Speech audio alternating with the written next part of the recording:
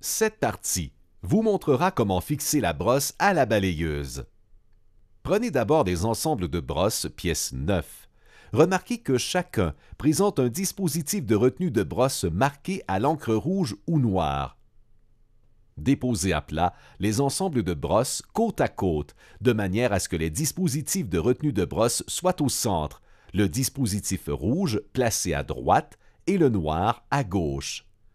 Notez également que les soies de chevauchement, situées au bas de chaque brosse, sont essentielles pour soutenir la partie arrière de la brosse et ainsi assurer un meilleur rendement lors du balayage.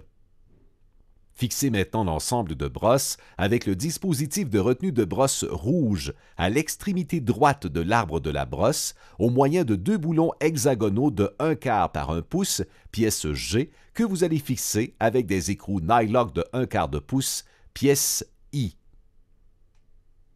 N'oubliez pas que le dispositif de retenue de brosse marqué à l'encre rouge doit être placé au centre du corps de la balayeuse.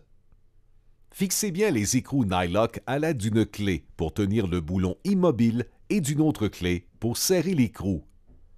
Fixez ensuite l'ensemble de brosses avec le dispositif de retenue de brosse noir à l'extrémité gauche de la tige de brosse, à l'aide de deux autres boulons hexagonaux de 1/4 par 1 pouce que vous allez fixer avec deux autres écrous nylock.